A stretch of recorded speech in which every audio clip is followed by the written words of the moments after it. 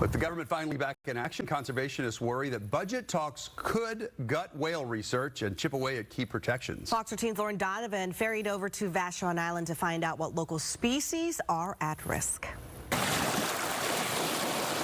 For days, the world watched as down our coast, tragedy washed ashore. With that humpback off the coast of Oregon, what caused it to strand, because they're saying that the humpback looked really healthy, was it was entangled in fishing gear or crab pots.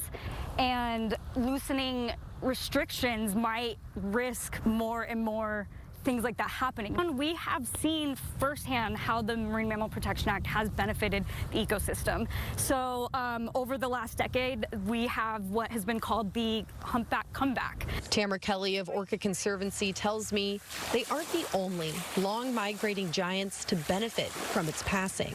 We've had this big increase of the bigs, or the transient mammal-eating killer whales, come into the Salish Sea, and the reason is they have enough to eat. She explains in the 1960s, prior to the Protection Act, seals and sea lions, you were allowed to hunt them, so they were almost wiped to extinction. Sunning themselves on docks in Fauntleroy, you can see for yourself how they're faring today. But Tamara is fearful. Numbers could dwindle if an Alaska congressman has his way.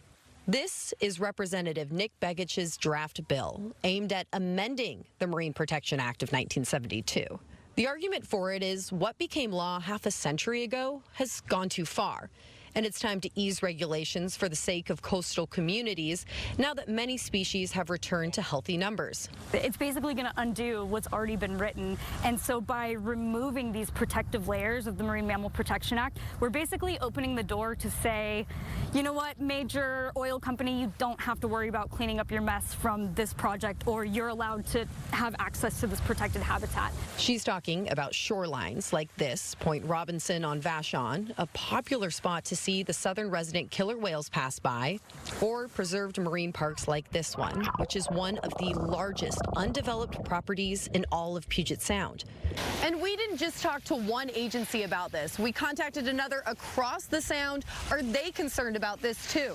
We're going to lose all that progress we made over the past 50 years with this Marine Mammal Protection Act. The ones that have recovered, put them at risk again, and the ones that are still at risk, put them at even more risk. Veterinary nurse Casey McLean is chiming in to say these rollbacks are on her radar too. As executive director of Des Moines-based SR3, Sea Life Response and Rehabilitation, she was among the first responders on scene providing medical support in Oregon as crews tried to save the young humpback's life. I think in the future, this could be impacted by those funding reductions that we're facing. You know, a perfect example of that is the day before the teams had been able to arrive, there was the public in the water with this animal. Fortunately, no one was severely injured to my knowledge, and no deaths, but that is a real possibility that can happen if we don't have response teams.